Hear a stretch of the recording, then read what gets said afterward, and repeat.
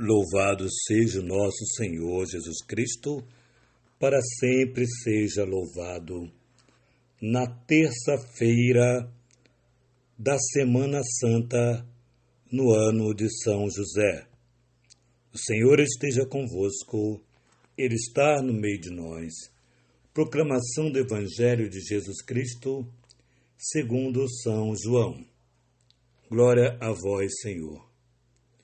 Tendo dito isto, Jesus perturbou-se interiormente e declarou: em verdade vos digo, onde vós me entregarás. Os discípulos externavam-se, sem saber de quem falava. Estava à mesa ao lado de Jesus um dos seus discípulos, aquele a quem Jesus amava. Simão Pedro fez-lhe então um sinal e disse-lhe: pergunta-lhe, quem é aquele que ele fala? Ele então inclinou-se sobre o peito de Jesus e perguntou-lhe: quem é, Senhor? Respondendo Jesus: é aquele a quem eu der o pão que vou umedecer no molho. Tendo umedecido o pão, ele o toma e dá a Judas, filho de Simão Iscariotes. Depois do pão, entrou nele Satanás. Jesus disse: fazei depressa o que está fazendo. Ninguém dos que estavam lá entendiam o que Jesus dizia. Por que lhe dissera isto? Como era junto à festa da Páscoa, e Judas era quem guardava a bolsa comum, alguns pensavam que Jesus lhe dissera: compre o necessário para a festa, ou que dê aos pobres de comer. Tomando então o pedaço de pão, Judas saiu imediatamente. Era noite. Quando ele saiu, disse-lhe Jesus: agora o Filho do Homem foi glorificado, e Deus foi glorificado nele. Se Deus foi nele glorificado, Deus também glorificará em si mesmo, e glorificará logo. Simão Pedro disse-lhe: Senhor, para onde vais? Respondeu-lhe Jesus: não podes seguir-me agora para onde eu vou, mas me seguirás mais tarde. Pedro lhe disse: por que não posso seguir-te agora? Darei a minha vida por ti. Jesus respondeu: darás a tua vida por mim? Em verdade te digo, o galo não cantará sem que me renegues 3 vezes. Palavra da salvação. Glória a vós, Senhor. Amados irmãos, estamos aqui na última ceia de Jesus, a última refeição que fez com seus discípulos. E é interessante que começa a acontecer e Jesus começa a perceber que a escolha que o Pai fizera é a escolha da entrega por amor da humanidade. E Jesus acolhe essa entrega, essa escolha do Pai, que manda o seu Filho unigênito para se oferecer em sacrifício por amor a nós. E nesse jantar, nessa última ceia, mais uma vez Jesus está em volta da mesa, estava ontem, junto de Marta, Maria e Lázaro. Hoje, mais uma vez, agora é a despedida com o seu discípulo, ele deixa bem claro isto. E aí ele vai dizer as primeiras coisas que Jesus fala com o coração angustiado na sua humanidade. Jesus fala que um de vós vai me trair. Interessante quando eu vejo a celebração de Crisma, a celebração de primeira comunhão com as crianças, né? Quando eu vejo até ordenação, quando eu vejo consagração, né? Eu vejo muita consagração, né? Já até celebrei algumas consagrações, né? Eu fico perguntando quem dali vai trair Jesus. E posso dizer que dá uma angústia, porque o futuro só a Deus pertence, nós não sabemos. Quem dali vai trair Jesus? Quem dali vai trair a igreja? Quem dali vai dar um testemunho contrário àquilo que professou? A criança já professa amor a Jesus na Eucaristia. O crismando professa amor ao Espírito Santo, aceita, acolhe livremente.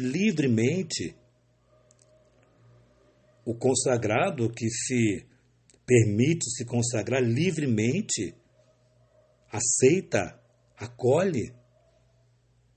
O casal, gente, tantas maneiras de nós continuarmos traindo Jesus, e eu fico observando, né? Volto a dizer também, padres também, nós padres também, podemos trair nosso Senhor.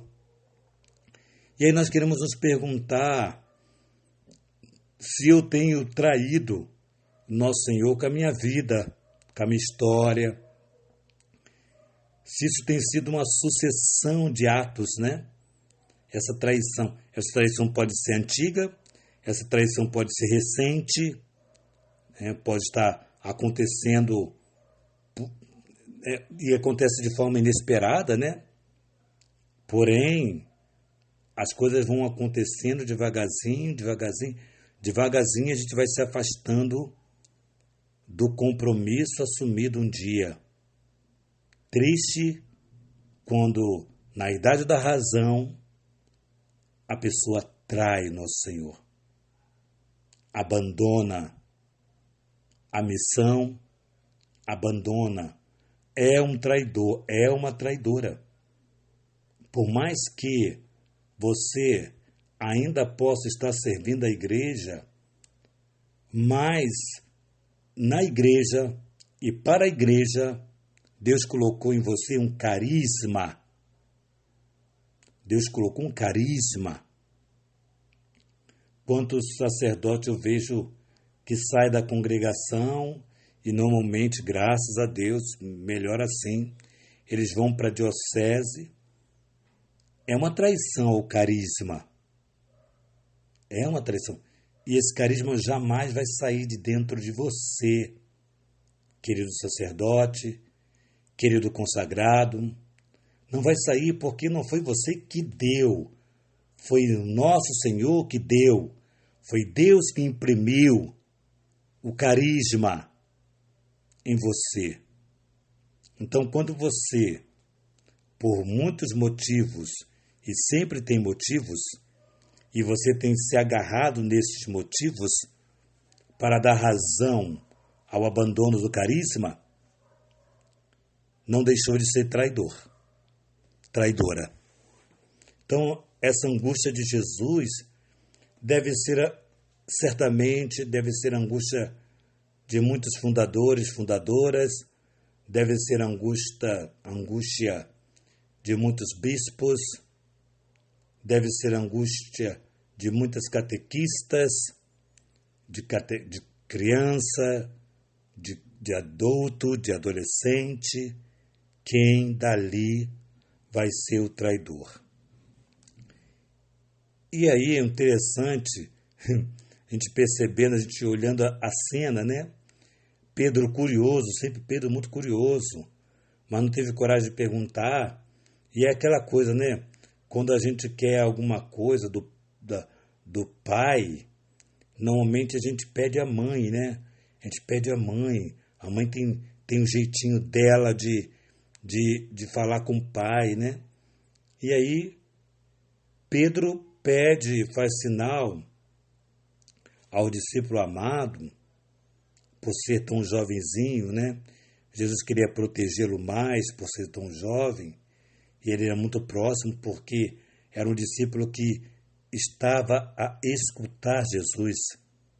É o discípulo que se propunha a escutá-lo. Então Jesus tinha uma predileção por esse discípulo amado, porque esse estava sempre a escutá-lo.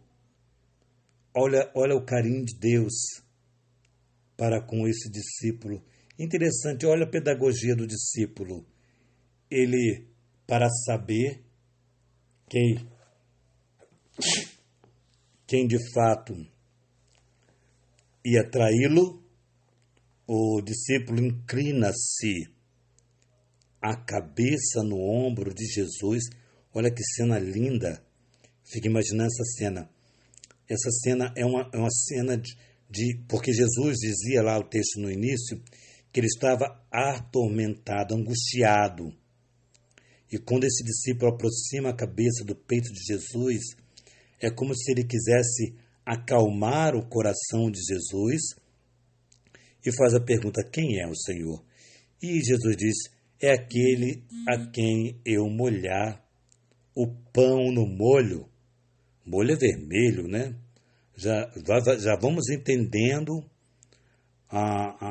o simbolismo desse texto de hoje. Vários simbolismos importantes, o texto de hoje. E entrega a Judas Iscariotes,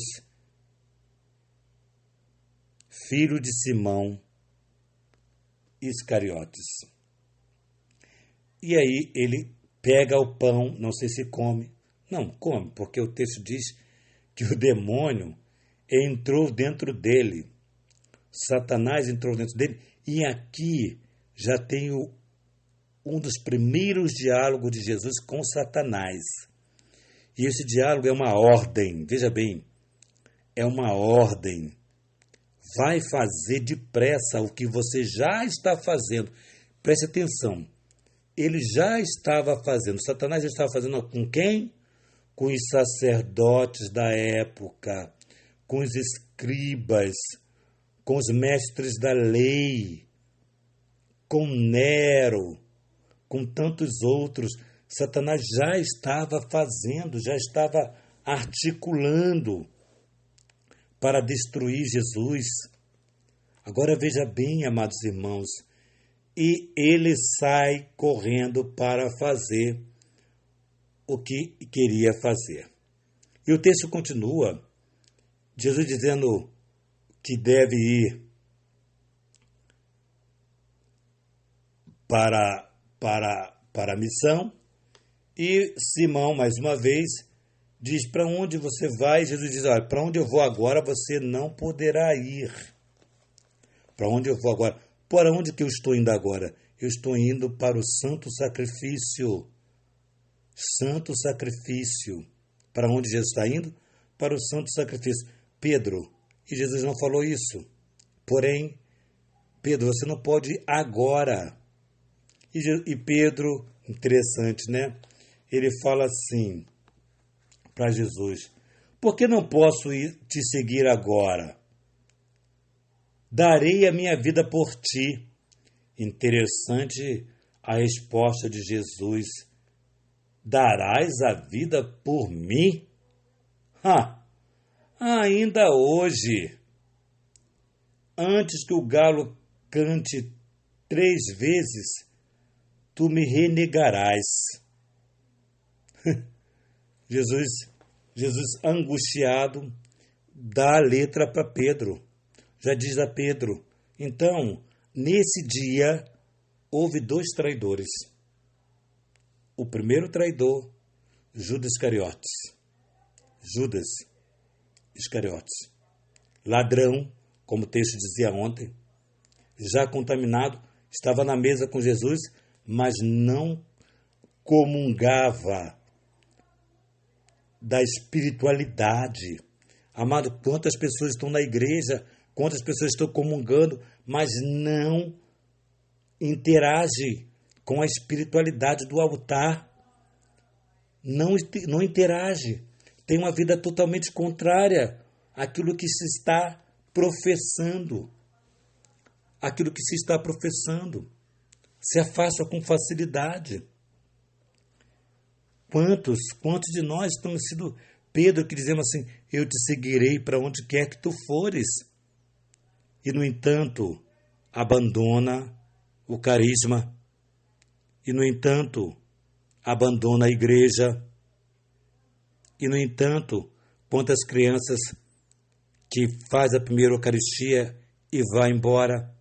Quantos adolescentes jovens que faz o crisma e dá um tchau para a igreja.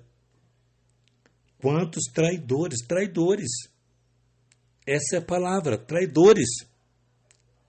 Traidores de uma verdade que ninguém nessa vida deveria pensar em abandonar.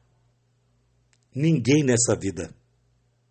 Porque essa espiritualidade do altar é a nossa salvação. É a tua, é a minha salvação. Então a palavra de Deus hoje está cercada do Calvário. A última ceia de Jesus, a última ceia, ele já fala, já mostra que a partir daquela traição, ele será glorificado.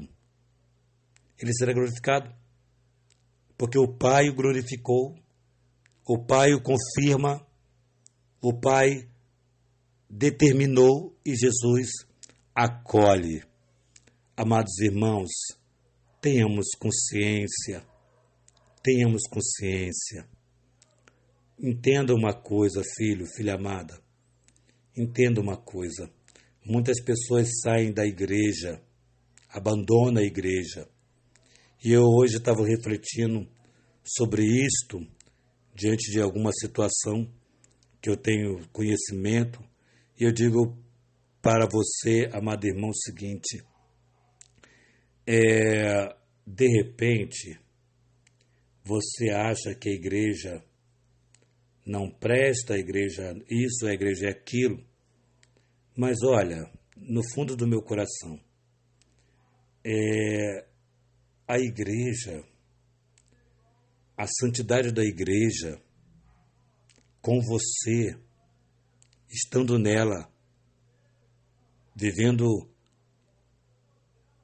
a renegação da fé, talvez seja um favor que você faça para a igreja, mas corta o coração saber que o demônio entrou em você e está agindo. Corta o coração em saber que o demônio entrou aí, e porque o demônio entrou, você encontrou razões para abandonar a igreja, para abandonar o carisma, para abandonar o sacerdócio, para abandonar a missão, porque o demônio entrou, porque é o único que quer tirar você de dentro da igreja. Não saia, lute contra o demônio. Seja você um exemplo de amor à igreja e não seja jamais um escândalo para a igreja. Não saia. Volta à minha palavra. Não saia. Lute para que a tua fé seja glorificada pelo nosso Senhor. Que nossa patrona Santa Faustina nos ajude a viver a fidelidade. Que a Virgem Maria, Senhora do Clero, sustente o nosso batismo, nos ajude a ser fiéis. Que São José, nosso patrono, fiel colaborador do projeto do Pai, nos faça colaborar com Deus em todo e quanto momento. Em nome do Pai, do Filho e do Espírito Santo. Amém.